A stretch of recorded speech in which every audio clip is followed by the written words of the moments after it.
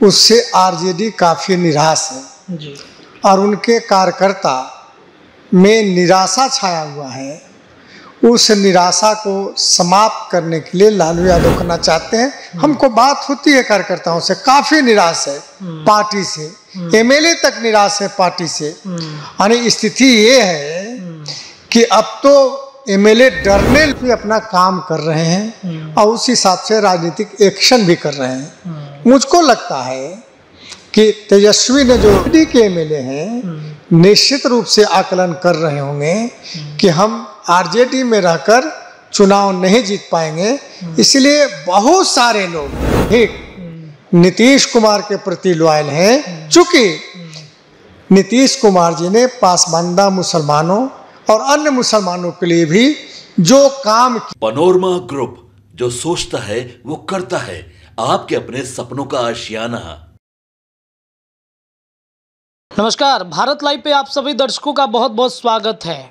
जुलाई के बाद अगस्त आता है और अगस्त महीने में तख्ता पलट की कहानी बिहार के राजनीति में आम हो गई है। अगस्त के महीने में ही 2022 में 9 अगस्त को नीतीश कुमार ने अचानक से एनडीए का साथ छोड़ के महागठबंधन का साथ थाम लिया और महागठबंधन की सरकार बिहार में बन गई। 17 महीने की सरकार रही और फिर अचानक नीतीश कुमार ने पाला बदला, एनडीए के साथ आ गए हैं और अब नीतीश कुमार ने कह दिया है कि एनडीए को छोड़ के अब कहीं नहीं जाएंगे। लोकसभा चुनाव खत्म हो गया, केंद्र में नरेंद्र मोदी की सरकार बन गई। नीतीश कुमार ने नरेंद्र मोदी और एनडीए गठबंधन को खूब मजबूत किया है और इस वजह से केंद्र में बड़ी मजबूती के साथ सरकार चल रही है। लेकिन अचानक से एक बार फिर चर्चाएं तेज हो गई हैं कि अगस्त में फिर से बिहार में तख्ता पलट होगा।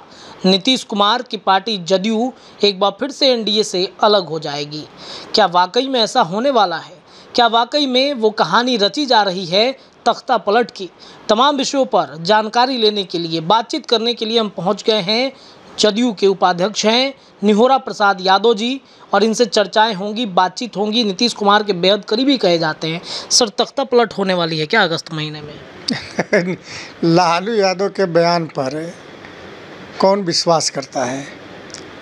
देखिए, लोकसभा का जो परिणाम आए हैं उससे आरजेडी काफ़ी निराश है जी। और उनके कार्यकर्ता में निराशा छाया हुआ है।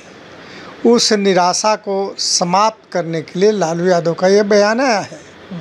यानी मनोवैज्ञानिक रूप से कार्यकर्ता मजबूत हो, यह बयान इसके लिए आया है। दूसरी बात, जो सरकार काम करने वाली है भारत में आदरणीय नरेंद्र मोदी जी के नेतृत्व में, तो मनोवैज्ञानिक रूप से इस सरकार पर कैसे दबाव डाला जाए, हालांकि कोई फ़र्क नहीं पड़ने वाला है, फिर भी लालू यादव का ये तिकड़म, राजनीतिक तिकड़म चला है।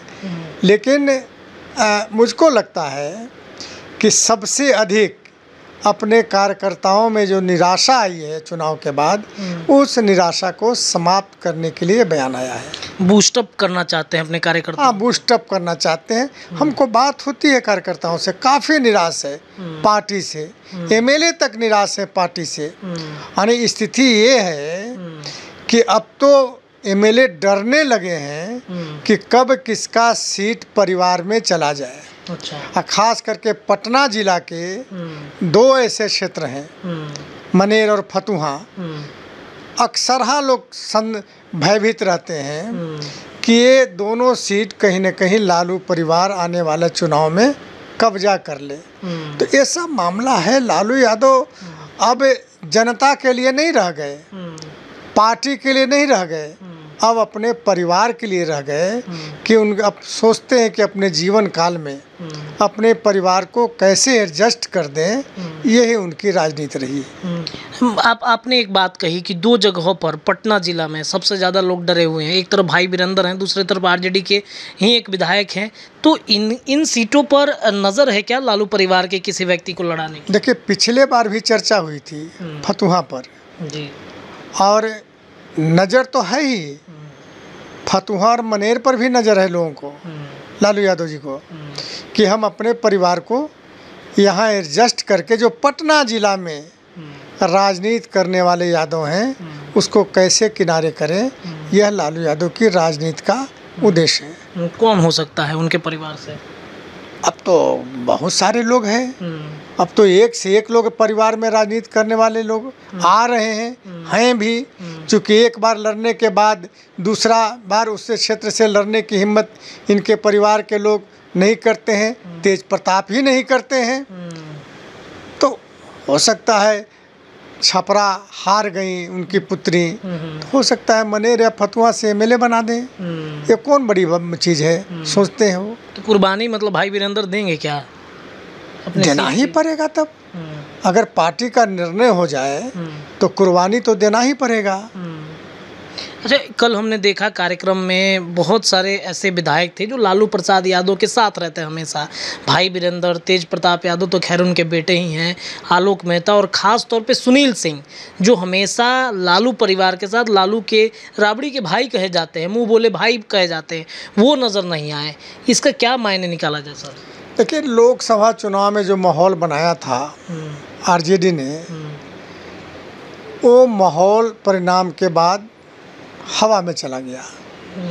अब जितने एमएलए हैं, राजनीति करने वाले लोग हैं, वो सारे के सारे आकलन कर रहे हैं कि कहाँ रहने से हमारा सीट सेव होगा। अच्छा, उस हिसाब से अपना काम कर रहे हैं और उस हिसाब से राजनीतिक एक्शन भी कर रहे हैं। मुझको लगता है कि तेजस्वी ने जो कल कहा कि बहुतों को टिकट कटेगा, तो अब इनके एमएलए आकलन कर रहे हैं कि किसका हमारा तो टिकट नहीं कट जाएगा, या हमारा टिकट कट जाए, ये मन में बैठ जाए तो दूसरे रास्ता देखेंगे ही कि हम कहाँ से, किस पार्टी से, किस गठबंधन से हम एमएलए बनेंगे। और जो 177 सीटों पर एनडीए का जो बढ़त हुआ है, और उसके अलावे असेंबली चुनाव में और बढ़ेंगे, 200 से पार करेंगे, तो ऐसे स्थिति में जो आरजेडी के एमएलए हैं निश्चित रूप से आकलन कर रहे होंगे कि हम आरजेडी में रहकर चुनाव नहीं जीत पाएंगे, इसलिए बहुत सारे लोग चुनाव आते आते आरजेडी के एमएलए टूटेंगे और अपने अपने चुनाव जीतने वाले स्थान पर जाएंगे। अच्छा, एक सवाल है कि लालू प्रसाद यादव की पार्टी कही जाती है कि एमवाई समीकरण की पार्टी है, मुस्लिम और यादव की, लेकिन ये भी देखा जाता है कि सबसे ज़्यादा कुर्बानी यादव समाज के नेता ही करते हैं। क्या यादव पसंद नहीं है लालू प्रसाद यादव को? बिल्कुल नहीं, लालू यादव को कभी यादव पसंद नहीं आया। क्यों सर, क्या वोट जरूर लेते हैं। देखिए, अभी तक अपने आप को बौना मानते हैं राजनीति में। मुझको ऐसा लगता है, और इनको लगता है कि अगर कोई बढ़िया चरित्रवान मेहनत करने वाला यादव आ जाएगा तो हमारा नेतृत्व समाप्त हो जाएगा। तो ये सब भी, और ये भी बात सही है कि अगर लालू यादव ये कहते हैं कि मेरा माई समीकरण है, तो ये लोकसभा चुनाव में मधुबनी तो हम जीत गए, मधेपुरा तो हम जीत गए, बांका तो हम जीत गए, कई उजियारपुर तो हम जीत गए, तो कहाँ यादव इनके साथ रहा। इसके अलावे अन्य क्षेत्रों में भी कहीं न कहीं यादवों ने वोट किया एनडीए को, तो यादव पर भी जो उनका वर्चस्व था वो समाप्त हुआ है। रहा मुसलमानों पर, तो मैं जानता हूँ कि जो पासमानदा मुसलमान है, पिछड़े वर्ग के मुसलमान हैं, वो कहीं न कहीं नीतीश कुमार के प्रति ज़्यादा लॉयल हैं। अच्छा। लालू यादव से अधिक नीतीश कुमार के प्रति लॉयल हैं, चूँकि नीतीश कुमार जी ने पासमानदा मुसलमानों और अन्य मुसलमानों के लिए भी जो काम किया है, लालू यादव ने जिंदगी भर भी वैसा काम नहीं किया। तो ये यादव के लिए मुझे लगता है कब्रगाह बनेगी आरजेडी। बिल्कुल बनेगी। जो मोड़ पर यादवों को लाकर लालू यादव ने ला दिया है, निश्चित रूप में अगर यादव नहीं संभले राजनीति में तो हाशिए पर तो हैं ही, और हाशिए पर चले जाएंगे, और लालू यादव जिस प्रकार यूज कर रहे हैं यादवों को यूज कर रहे हैं, वो बहुत खतरनाक साबित होगा यादवों के लिए। चलिए, एक अंतिम प्रश्न है। तेजस्वी यादव अपराध पर बुलेटिन जारी कर रहे हैं, हर रोज ट्वीट करते हैं इस जिले में इतने अपराध, राजधानी पटना में इसे गोली मार दी गई। वाकई में बिहार में अपराध है, तो अगर बढ़ा है तो जदयू या एनडीए गठबंधन कंट्रोल क्यों नहीं कर रहा? देखिए, तेजस्वी यादव को नहीं मालूम है। मैं तो कहता हूँ कि अपराधों का वर्गीकरण कर लें।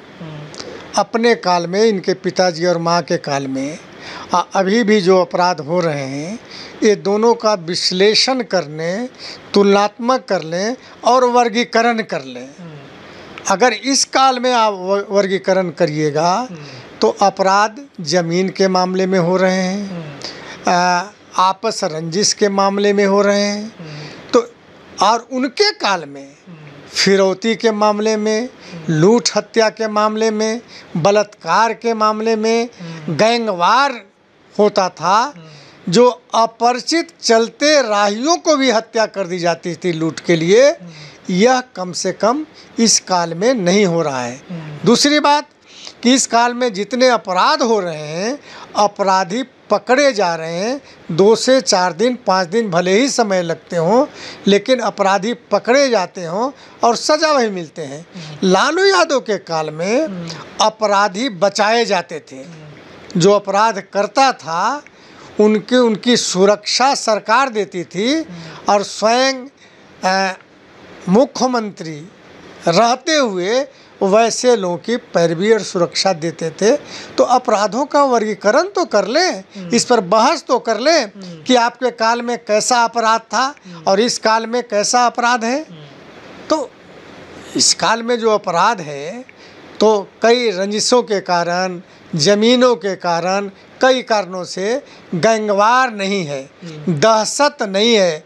आपके काल में दहशत था, जो 5 बजे के बाद सड़क पर कोई नहीं निकल पाते थे, और निकलते थे तो भयभीत होकर निकलते थे।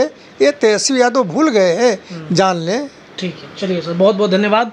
तमाम विषयों पर हम चर्चा कर रहे थे निहोरा जी से, और भी तमाम विषयों पर चर्चा करने के लिए जुड़ते रहेंगे। फिलहाल ये खबर में इतना ही। जुड़े रहिए भारत लाइव पर, तमाम खबरों का सिलसिला जारी है। बहुत बहुत धन्यवाद। पनोरमा ग्रुप, जो सोचता है वो करता है। अगर ये वीडियो पसंद आई और वह बिहार के राजनीति और बिहारियत से सरोकार रखेनी, तो सब्सक्राइब बटन दबा के चैनल के सब्सक्राइब कर ली। ओजे एगो घंटी बा, ओकरा बटन दबा देला से कुल सटीक और मारक खबर रुआ मुफ्त में मिल जाई। अगर रुआ पत्रकारिता के हमनी के नया प्रयोग में सहयोग कर चाहतानी, तो ज्वाइन बटन दबा दी। पेटीएम नंबर नोट कर ली, 9386816700।